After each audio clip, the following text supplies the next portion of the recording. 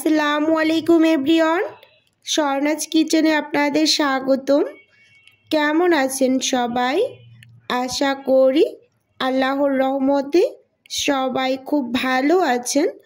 আজকে আমি আপনাদের সাথে শেয়ার করব জলপাইয়ের টক ঝাল মিষ্টি আচারের রেসিপি।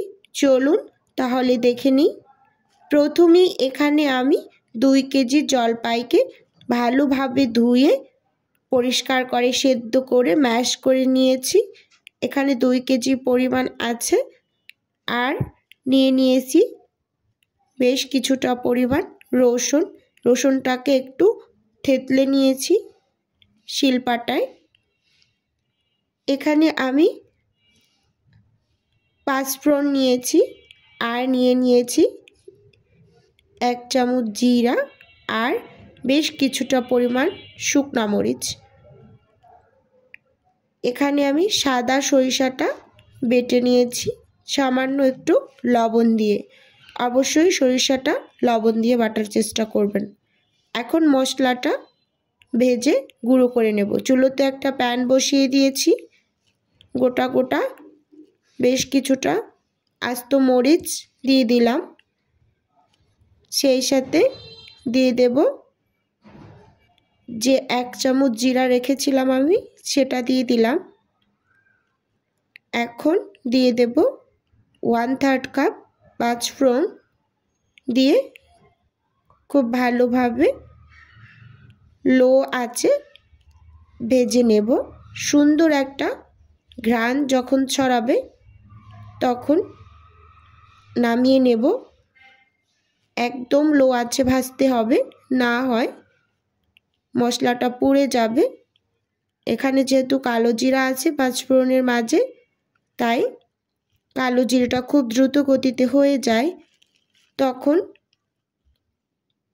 যদি আঁচ বাড়ানো থাকে পুড়ে যাবে কালো জিরাটা, আচারটা খেতে তিতা লাগবে। তাই একটু লক্ষ্য রাখতে হবে, একদম লো আঁচে এটাকে ভেজে নিতে হবে। মোটামুটি পর্যায়ে খুব ভালো একটা ঘ্রাণ বের হয়েছে। এখন আমি নামিয়ে এটা গুঁড়ো করে নেব। আচারটা তৈরি করার জন্য চুলোতে একটা প্যান বসিয়ে দিয়েছি। এখানে আমি ACI পিওরের সরিষার তেলটা ব্যবহার করছি। আপনারা যে কোনো সরিষার তেল ব্যবহার করবেন। অবশ্যই সরিষার তেলেই আচার তৈরি করবেন। বেশ কিছুটা পরিমাণ তেল দিয়ে দিয়েছি আমি। একটু তেল বেশি দেওয়ার কারণ হচ্ছে আচারে তেলের পরিমাণটা একটু বেশি হলে সে তেল দিয়ে অনেক কিছুই খাওয়া যায়। এখন তেলের মাঝে দিয়ে দিলাম কয়েকটা আস্ত শুকনা মরিচ আর 1 চামচ পরিমাণ দিয়ে দিয়েছি 5 ফোড়ন মশলা দিয়ে একটু ভেজে নিলাম নেড়ে চেড়ে। হালকা একটু ফেনা উঠে আসার পর দিয়ে দিলাম রসুনের কোয়াগুলো। রসুনের কোয়া দেওয়ার সঙ্গে সঙ্গে এরকম ফেনা উঠে আসবে।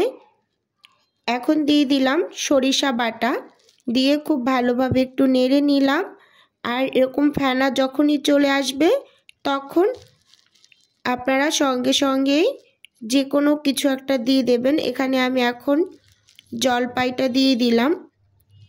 না হয় এটা ধরে রাখা যায় না, পড়ে যাওয়ার পসিবিলিটি থাকে। তখনই এভাবে করে জলপাই বা অন্য কোনো কিছু, আমি যেরকম এখানে সরিষাটা দিয়ে দিয়েছি ওইরকম কোনো কিছু একটা দিয়ে দেবেন। তারপর খুব ভালোভাবে নেড়ে চেড়ে মিশিয়ে নেব।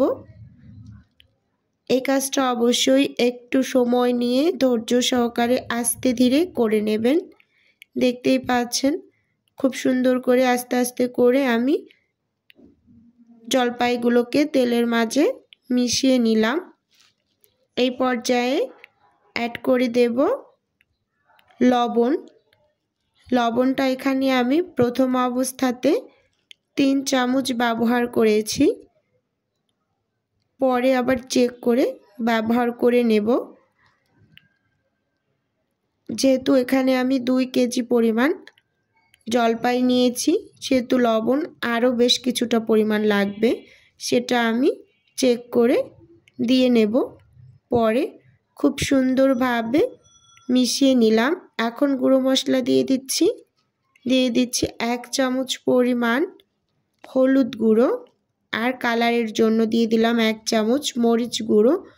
অবশ্যই হলুদ মরিচটা দেওয়ার ট্রাই করবেন, এটার জন্য আচারটা দেখতে ভীষণ সুন্দর হয় এবং কালারফুল হয়।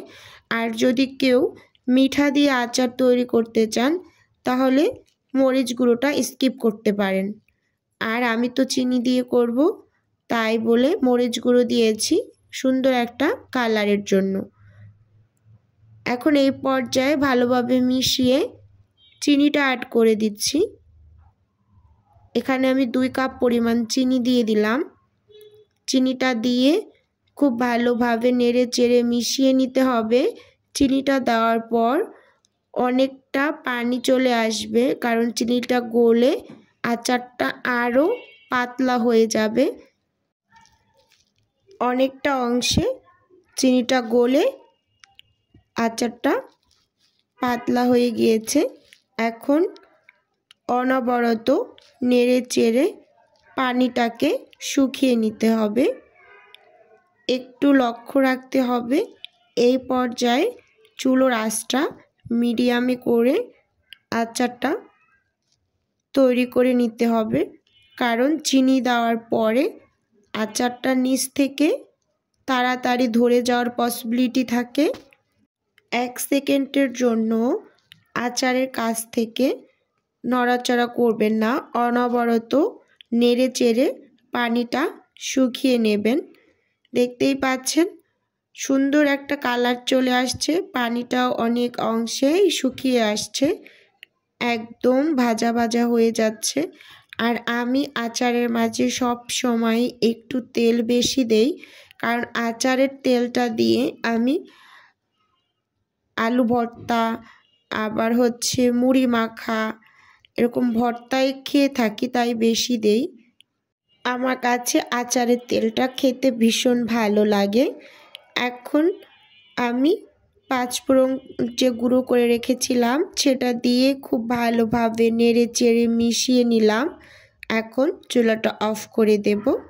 একটু সার্ভ করে দেখিয়ে দিচ্ছি, দেখুন মাশাআল্লাহ কতটা সুন্দর হয়েছে, আর খেতে তো খুবই ভালো হয়েছিল।